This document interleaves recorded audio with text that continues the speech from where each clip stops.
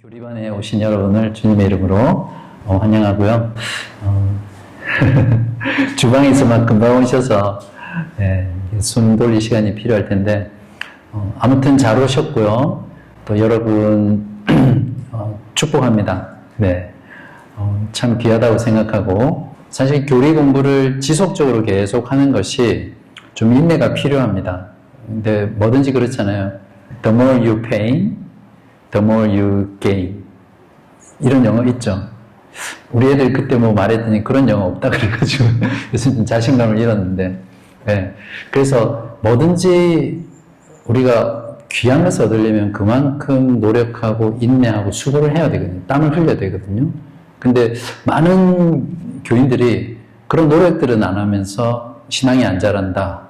이렇게 나중에 10년, 20년 지났는데 뭔지 잘 모르겠다. 그런 말들을 많이 하시는데 다른 거 없습니다. 결국 믿음이 자란다는 거는 믿음의 지식이 있어야 되거든요. 그 지식이 있어야 그것에 성령께서 반응하게 하셔서 감정적으로 삶으로 드러나는 거기 때문에 지식이 없이는 절대 잘할 수 없습니다. 그래서 그런 면에서 저도 최대한 재미있게 가르칠 수 있도록 준비하고 또 감동이 있도록 가르칠 수 있도록 하고요. 또 여러분도 항상 재미있을 수는 없거든요. 어떤 부분은 머리를 많이 써야 되고 또 졸릴 때도 있고 또 노력이 많이 필요한데 여러분도 열심히 배우기 위해서 많이 노력하시고 그래서 서로 그렇게 하면 큰 열매가 있을 거라고 생각합니다. 그리고 하루 이틀 참여하고 마는 것이 아니라 그냥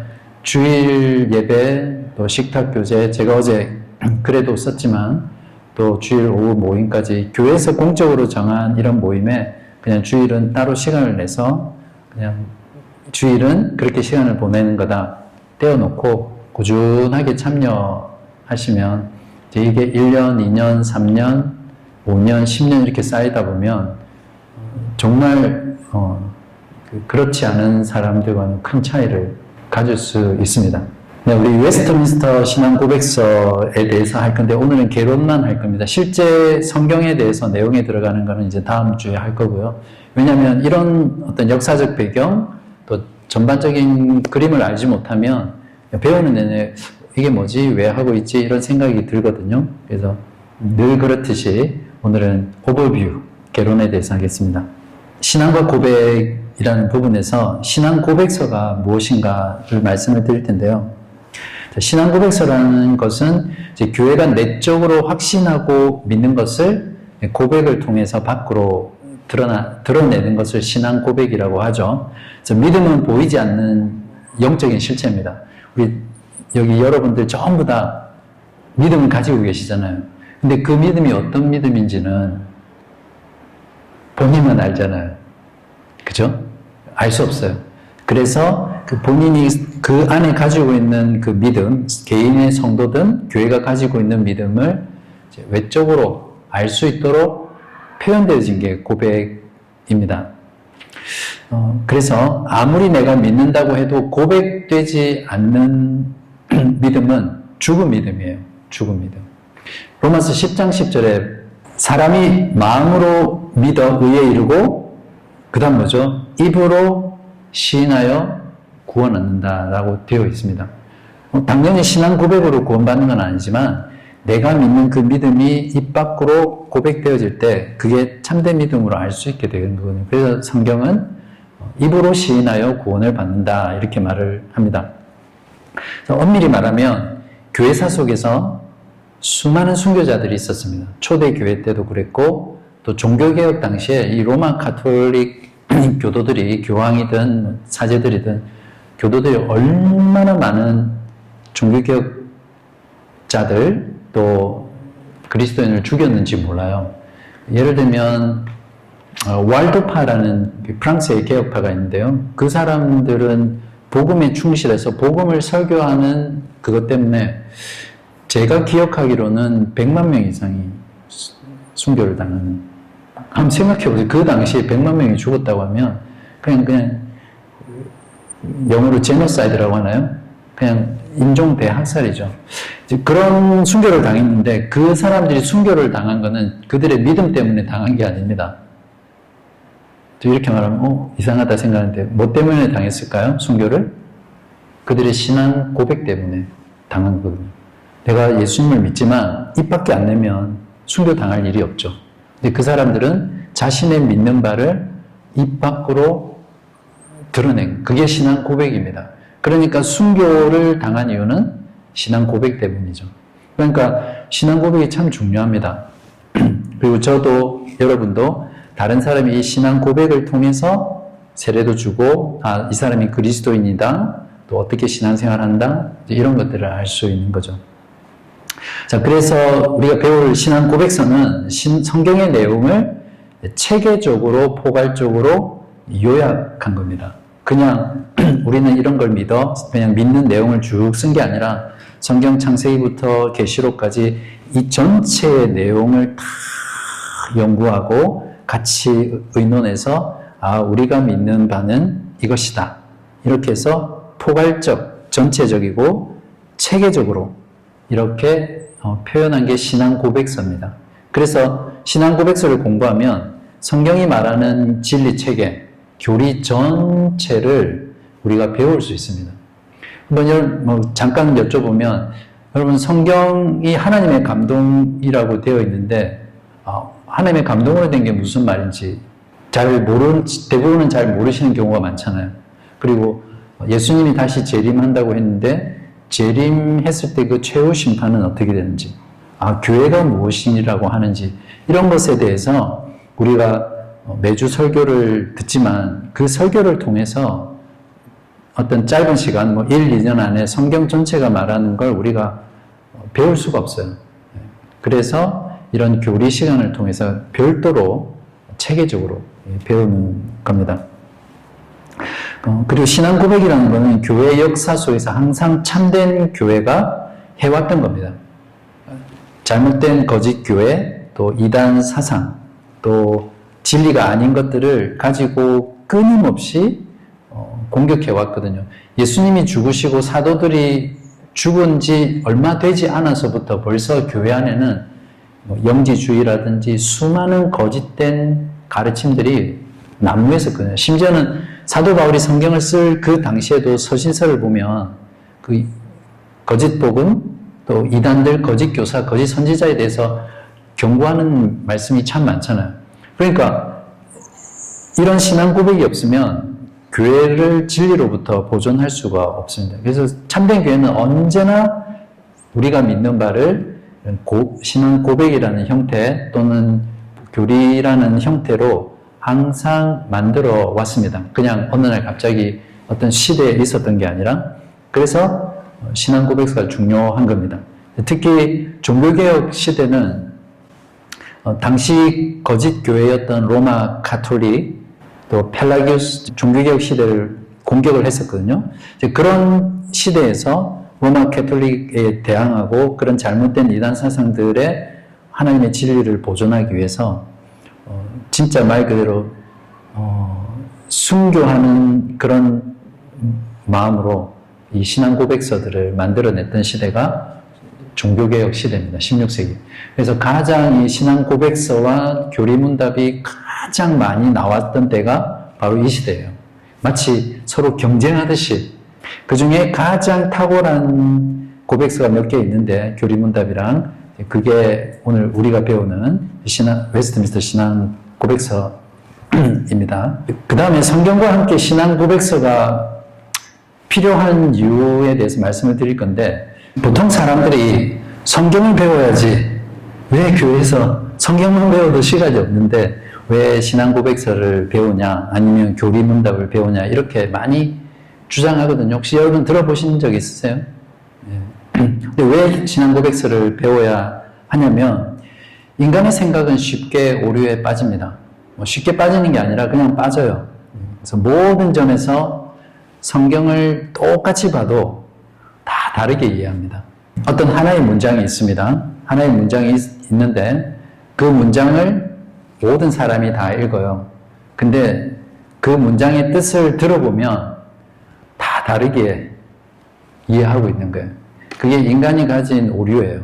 누구나 다 성경을 공부하고 성경을 읽는다고 하지만 결국 그 성경을 이해하는 건 사람마다 다 다른 거예요. 이란이나 사이비도 다 성경을 강조하고 성경 공부하고 성경을 말하죠.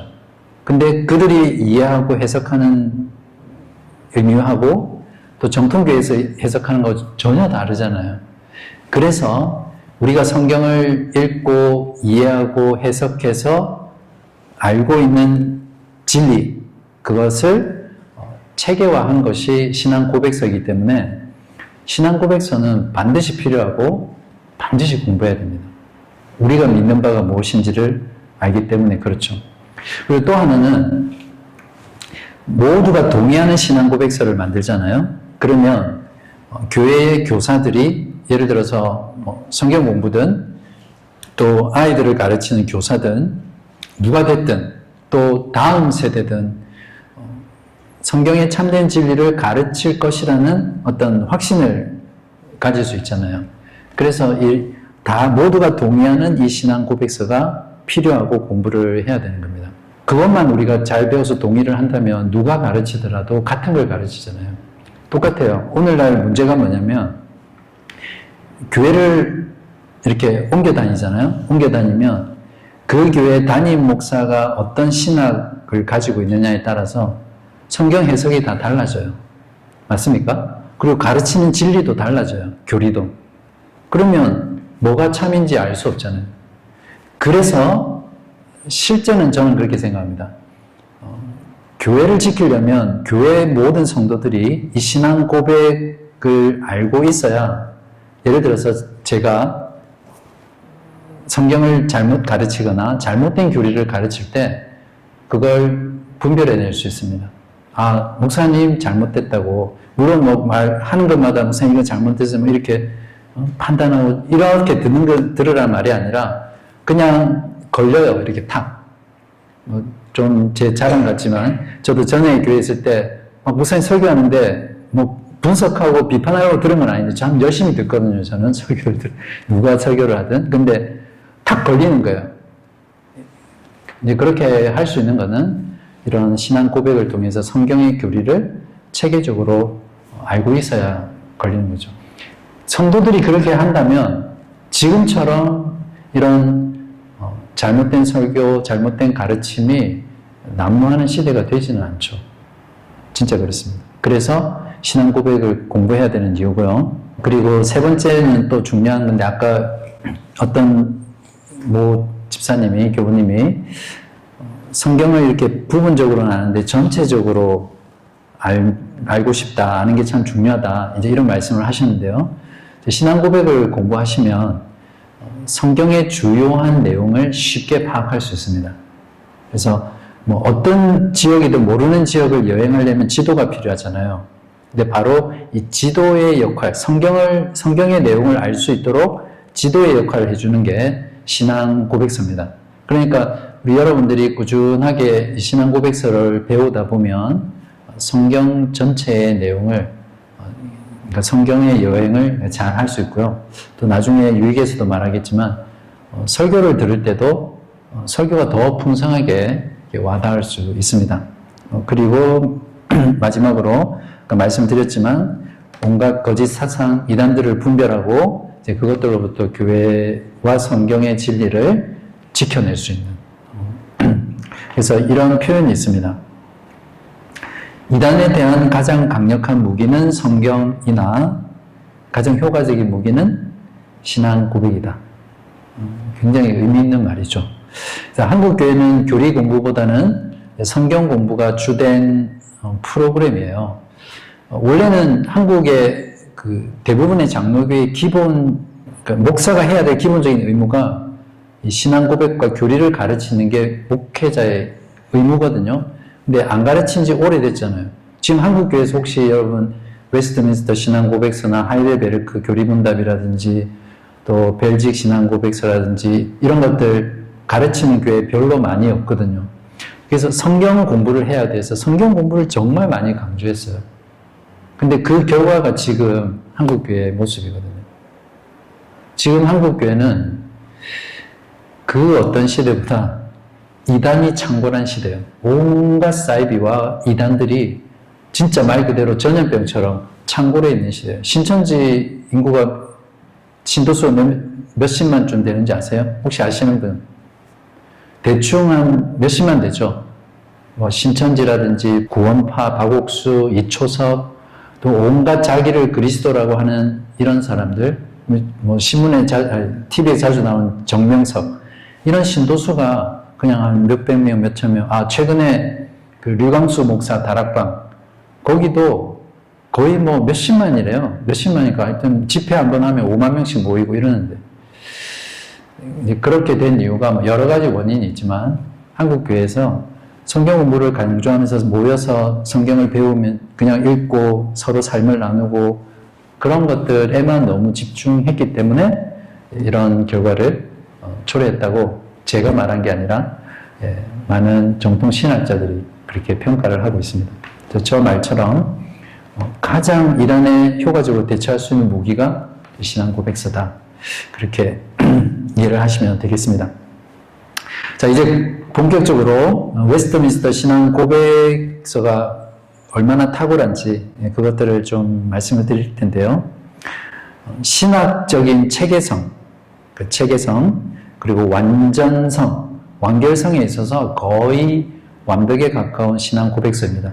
물론 성경보다 위에 있을 수는 없습니다. 그러나 그 성경의 내용을 가지고 체계화한 이 신앙 고백서로는 가장 탁월한 교회 역사의 문서다, 이렇게 이해를 할 수 있죠. 저기 보시는 그림이 웨스트민스터 사원이죠. 에비뉴라고 그러나요? 혹시 가보신 분?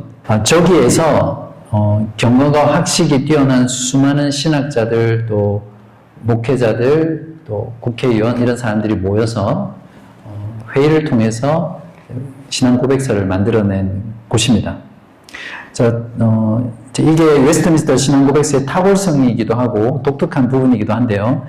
고백서를 작성한 주체가 칼빈이 작성한 제네바 교리문답, 또 하이델베르크 교리문답은 우르시누스라는 사람, 또 올리비아누스라는 이 두 사람이 교리문답서를 작성을 했어요.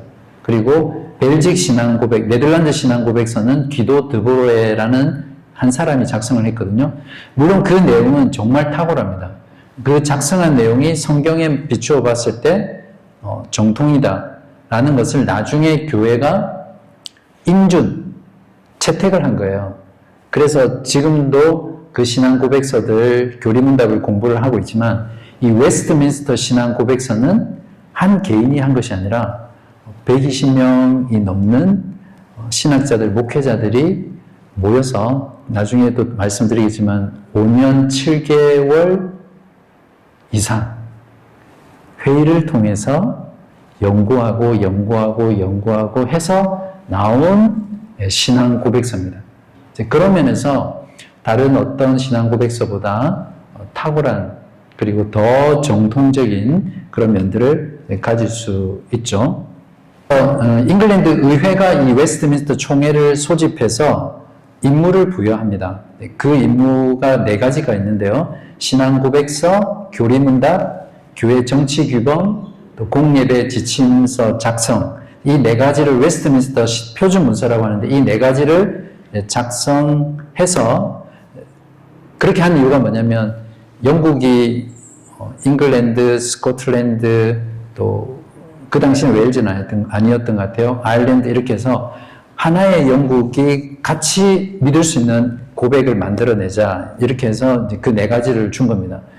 저희가 주일 예배 때 예배 순서 있잖아요.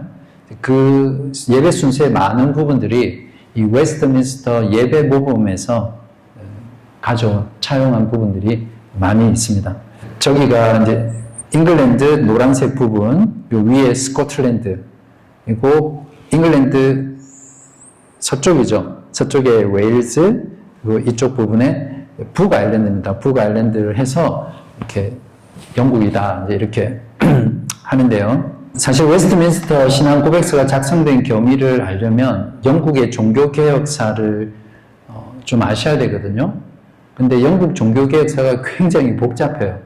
복잡한데 1534년 헨리 8세가 수장령을 선포합니다. 이건 뭐냐면 이제 영국의 머리 통치자는 로마 교황이 아니라 영국의 국왕이다. 이렇게 하는 거죠. 그 당시는 국왕이 교회를 다 통치했거든요. 주교도 임명하고 그래서 국가와 교회가 이렇게 하나로 되어 있는 거죠. 이 둘 사이에서 그전에는 교황이 더 통치자다. 국가의 왕이 통치자다. 이 싸움을 계속 했었어요. 근데 헨리 8세가 이제 영국의 수장은, 통치자는 국왕이다. 그래서 로마 교황을 끊어낸 거죠. 그러면서 영국의 종교개혁이 시작됐습니다. 근데 영국의 종교개혁을 그래서 탑 다운의 방식이다 이렇게 하거든요. 그러다 보니까 정치적인 것 때문에 개혁이 됐기 때문에 실제적으로 교리적으로나 신앙적으로는 별로 개혁이 안 됐어요. 그러니까 로마 가톨릭의 그런 모습들을 많이 가지고 있었거든요. 이제 그럴 때 에드워드 왕이 되면서 그때 큰 개혁이 일어납니다. 근데 안타깝게도 빨리 죽어요. 죽고 그 다음에 메리 여왕이, 피에 메리라는 거 들어보셨죠? 그래서 메리 여왕이 되면서 다시 가톨릭으로 돌아가요. 그랬다가 또 메리 여왕이 죽고 엘리자베스 여왕 때 종교개혁을 다시 회복하는데요. 이제 그때 다시 그 전에 그런 어떤 종교개혁이라기보다는 중도의 개혁이라고 해서 비아 미디어라는 말 들어보셨어요? 중도의 개혁. 그래서 어떤 신앙이나 교리는 개혁 신앙을 받아들이지만 어떤 교회의 형태나 제도는 로마 가톨릭의 그것들을 좀 그대로 많이 가지고 있었어요. 그래서 주교제라든지 또 공동기도서라든지 또 39개조라든지 이런 것들을 만들면서 모든 영국 교인들은 여기에 따라서 예배하고 해야 된다. 이렇게 조금 강압적으로 한 거예요. 근데 그 영국 교회 안에 이거는 아니다. 그리고 영국 교회는 개혁이 덜 됐다. 그러면서 좀 더 개혁되기를 바랬던 그룹들이 있었어요. 그 그룹들을 보통 청교도다 이렇게 표현하거든요. 근데 청교도는 또 다른 부류도 있습니다. 어쨌든 그 영국 국교회 안에 이런 청교도들이 이제 그런 개혁들을 계속 하려고 했어요. 이제 그 과정에서 엘리자베스 여왕이 죽고 스코틀랜드 왕을 제임스 6세였는데 그 제임스 6세가 잉글랜드의 왕이 됩니다. 그러니까 제임스 6세가 잉글랜드의 두 나라의 왕이 되면서 제임스 1세가 돼요. 이제 캐톨릭과 종교개혁자들, 이제 이 사이에서 계속 정치와 맞물려서 이제 여러 가지 일들이 일어나거든요. 근데 왕의 입장에서는 로마 가톨릭의 감독제가 훨씬 통치하기 쉽거든요. 그래서 계속 감독제를 주장하려고 하고 그에 반해서 의회파라든지 또 청교도들은 이제 장로교 제도를 이제 선호를 하게 됩니다. 이제 그 사이에서 이제 여러 가지 사건들, 또 전쟁들, 내전들, 또 의회 막 이런 것들이 일어나는데 어쨌든 단기의회, 장기의회 찰스 1세를 통해서 이제 그런 일이 일어날 때 장기의회하고 왕과 이제 대립이 굉장히 심화됩니다. 그때 바로 이제 내전이 일어나고 그런 내전 상황에서 영국의 의회 사람들이 그들과 싸우기 위해서 도움이 많이 필요하니까 스코틀랜드에다가 도움을 요청합니다. 이제 그때 그 도움을 스코틀랜드가 받아들이면서 너희들을 도와주는 대신 더 이상 스코틀랜드가 어떤 그 자유롭게 신앙생활하고 개혁된 교회로 살아가기 위해서 어떤 간섭하지 말고 독립적으로 하게 해달라는 조약을 맺는 거죠. 그 조약이 뭐냐면 엄숙 동맹과 언약이라는 조약입니다. 그리고 그 언약을 보장하기 위해서 만들어진 게 웨스트민스터 총회입니다. 그래서 그 총회에서 아까 말씀드렸던 네 가지 신앙 고백서, 또 예배 모범, 정치 모범, 또 신앙 고백서를 가르치기 위해서 대유리 문답, 소유리 문답을 작성하라 해서 작성하게 된 겁니다. 자, 그 다음에 그렇게 해서 이제 총회가 시작됐고요. 이제 총회는 어떻게 구성이 되냐면 121명의 성직자들로, 당시의 성직자들로 구성이 됐었고요. 여기에는 스코틀랜드에서 파견된, 이제 거의 다 장로파들이죠. 총대가 파견됐고, 또 대부분은 잉글랜드의 청교도들이 이제 주류를 이루었습니다. 물론 반대 진영파도 몇 명 있었어요. 핵심은 뭐냐면 총회가 그렇게 구성이 됐기 때문에 이 웨스트민스터 신앙 고백서는 철저하게 칼빈주의적인 그런 개혁 신앙을 담고 만들어진 것입니다. 그래서 보통 한국의 장로교 하면 늘 그분들이 그렇게 말하잖아요. 개혁주의 교회다. 그렇게 말하는 이유가 바로 그 장로교의 신앙 고백으로 채택한 웨스트민스터 신앙 고백서가 바로 이런 개혁주의 신앙을 아주 철저하게 담고 있기 때문에 보통 장로교인들은 우리 교회는 개혁주의 교회입니다. 이렇게 표현을 합니다. 목사님들도 마찬가지고. 총회 기간은 1643년 7월 1일부터 1649년 2월 22일까지 5년 7개월 22일 동안 1163번을 모였습니다. 어마어마하게 모였죠. 일주일에 5번 모인다고 치면 이 총대 121명의 총회원들은 거의 매일 하루 종일 모였던 거예요. 모여서 성경을 연구하고 그 믿는 바를 체계적으로 만들어내요. 그래서 어떤 부분에서 논쟁이 있으면 서로 논쟁을 해서 무엇이 바른 것인가 찾아내고 그렇게 해서 만들어낸 것이 웨스트민스터 신앙 고백서와 다른 문서들입니다. 자, 이렇게 해서 웨스트민스터 신앙 고백서가 만들어졌고요. 한 가지 조금 보충 설명할 거는 처음에는 영국 교회 안에 39개조라는 신앙 고백서가 있어요. 지금도 우리 시드니 앵글리칸 성공회에서는 이 39개조를 우리 신앙으로 채택을 하거든요. 성공회 앵글리칸의 기초적인 신앙 고백은 39개조라고 이해를 하시면 되는데 청교도들은 이 39개조의 내용이 덜 개혁됐다고 생각하는 거예요. 그래서 그걸 잉글랜드, 스코틀랜드, 아일랜드 이 세 개 교회가 다 공통으로 고백할 수 있는 신앙 고백서를 만들자고 해서 이 39개조를 개정을 하려고 했습니다. 근데 개정을 하려고 하다 보니까 이게 너무 어려운 거예요.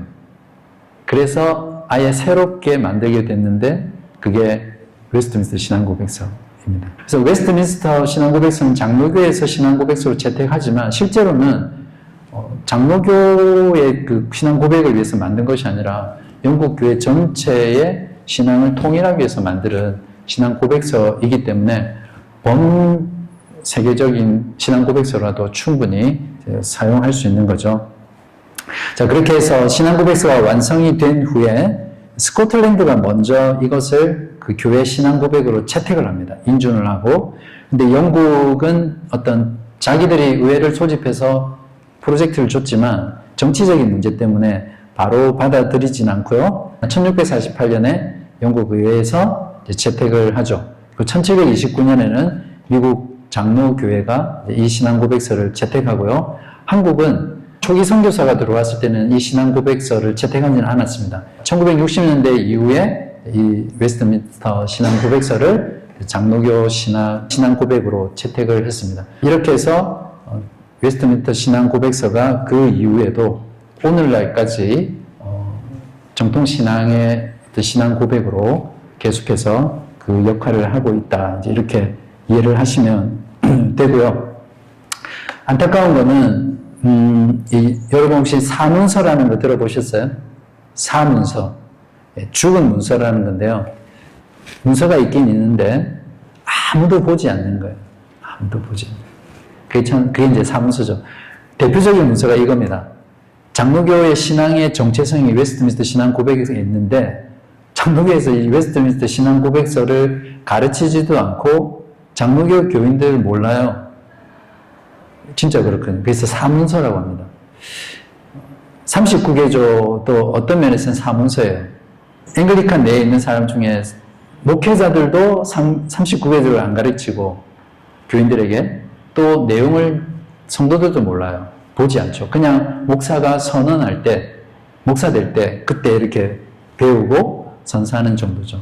참 안타까운 거죠. 그죠? 웨스트민스터 신앙 고백서 구조인데요. 총 33장으로 구성되어 있고요. 39개조에 비해서는 굉장히 많은 분량입니다. 그러니까 각 33장인데 각 장에 여러 가지 조항들이 있어요.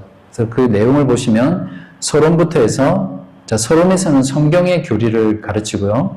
그 다음에 신론이라고 해서 하나님과 그분의 사역, 이제 거기 보시면 하나님과 거룩한 삼위일체, 영원한 작정, 창조, 섭리, 이런 것들을 성경을 통해서 잘 정리를 해놨어요.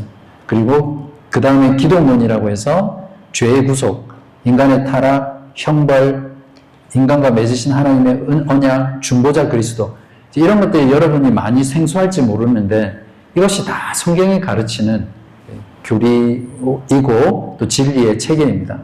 이제 그렇게 보면 자유의지라든지 또 칭의, 성화, 또 구원하는 믿음, 신자의 의무에서 보면 14번에 구원하는 믿음이 뭔가? 믿는다고 다 구원받는 거 아니거든요. 그러면 진짜 구원받는 믿음은 무엇인가? 또 회개도 구원받는 회개가 있고 그렇지 않은 회개가 있어요. 그래서 생명에 이르게 하는 회개가 무엇인가? 그런 내용들을 쭉 합니다. 종교적 예배와 안식일, 또 국가의 위정자, 결혼과 이혼, 교회, 성도의 교제, 권징, 인간의 사후 상태와 죽은 자의 부활, 마지막에 최후의 심판, 종말론까지 한번 이 주제들을 보시면 어쩌면 우리가 그동안 제대로 이해하지 못했던 성경의 많은 내용들이 여기에 다 들어 있습니다.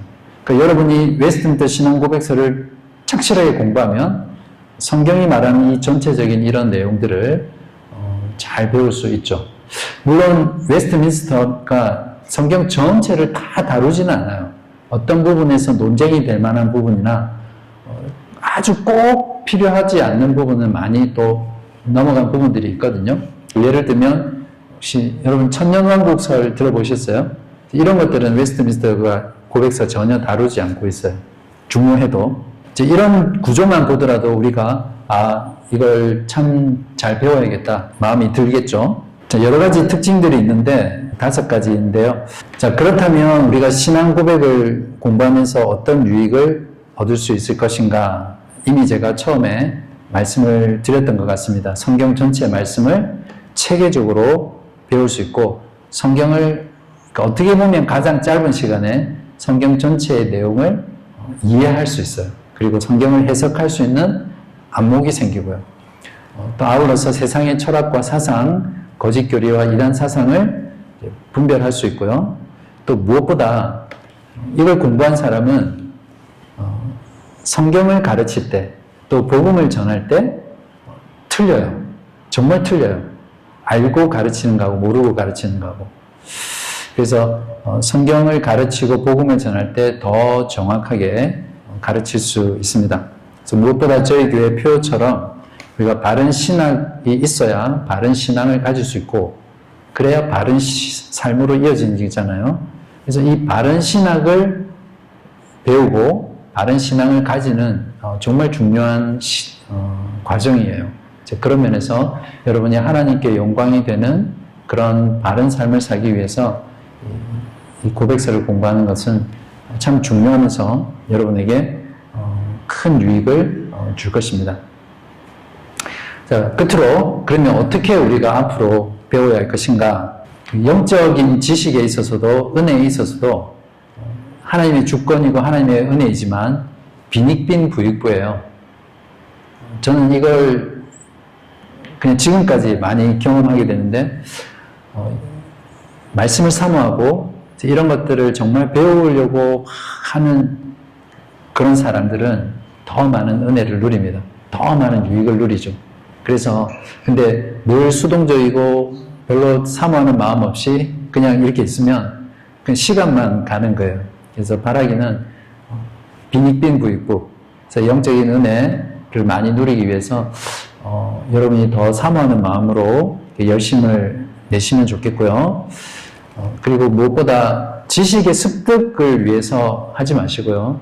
이 배운 것들을 항상 삶 속에서 실천하고 적용하는 살아있는 경험되는 지식으로 배우기를 바랍니다. 그리고 복습, 듣고 그냥 있으면 다 잊어버리실 거예요. 그래서 항상 중요한 건 여러 번 반복했을 때 그것이 또 나에게 더 깊이 자리 잡을 수 있거든요. 그래서 복습하시고 반복하시고 그 다음에 다음 주부터 본격적으로 들어갈 텐데요. 제가 프린트로 원 텍스트들을 매주 나눠줄 겁니다. 그러면 성경 주석을 많이 읽는 것보다 그 성경 본문을 읽는 게 중요하잖아요. 마찬가지로 이 웨스트민스터의 해설보다는 그 원 텍스트 그러니까 그 문장 표현 하나하나가 고민 끝에 회의 끝에 많은 것들을 고려해서 가장 정갈하고 또 완전한 문장으로 이렇게 쓰여 있어요. 한 문장 한 문장이. 물론 번역되어 있기 때문에 번역한 문장은 조금 그럴 수는 있지만 그래도 텍스트 자체를 좀 읽고 또 생각하고 하는 그런 형태로 공부하시면 비록 제가 해설이 부족하더라도 그 텍스트를 통해서 많은 것들을 배울 수 있을 거라고 생각합니다. 이상입니다.